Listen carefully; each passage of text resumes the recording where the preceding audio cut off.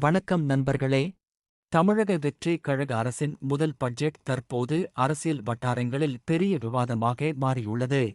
இந்த பட்ஜெட்டில் என்னென்ன முக்கிய அறிவிப்புகள் இடம்பெற்றுள்ளன? பொதுமக்களுக்கு என்ன பயன்? எதிர்க்கட்சிகள் என்ன சொல்கின்றன? இந்த வீடியோவில் எளிமையாக பார்ப்போம். முதல் பகுதி. ஒவ்வொரு அரசின் முதல் பட்ஜெட்டும் மிகவும் முக்கியமானதாக கருதப்படுகிறது. ஏனெனில் அடுத்த சில ஆண்டுகளுக்கான அரசின் பொருளாதார நோக்கமும் முன்னுரிமைகளும் அதில் பிரதிபலிக்கும். இந்த பட்ஜெட்டிலும் கல்வி, மருத்துவம், உட்கட்டமைப்பு, வேலைவாய்ப்பு, சமூக நலத்திட்டங்கள் போன்ற பல துறைகளுக்கு முக்கியத்துவம் அளிக்கப்பட்டுள்ளதாக அரசு தெரிவித்துள்ளது. இரண்டாவது பகுதி. இந்த பட்ஜெட்டில் அறிவிக்கப்பட்ட முக்கிய அம்சங்கள்.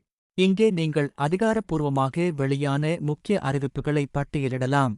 உதாரணமாக, கல்விக்கான புதிய நிதி ஒதுக்கீடு, மருத்துவத்துறைக்கான புதிய திட்டங்கள், சாலை மற்றும் உட்கட்டமைப்பு மேம்பாடு, விவசாயிகளுக்கான உதவித் திட்டங்கள், இளைஞர்களுக்கான வேலைவாய்ப்பு முயற்சிகள். மூன்றாவது பகுதி. அரசின் கருத்துப்படி இந்த அறிவிப்புகள் மாநில வளர்ச்சியை வேகப்படுத்தும் என்று கூறப்படுகிறது.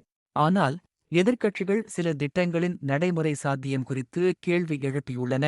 சில பொருளாதார நிபுணர்களும் இந்த பட்ஜெட்டின் நீண்டகால தாக்கத்தை ஆய்வு செய்ய வேண்டிய அவசியம் இருப்பதாக கூறுகின்றனர்.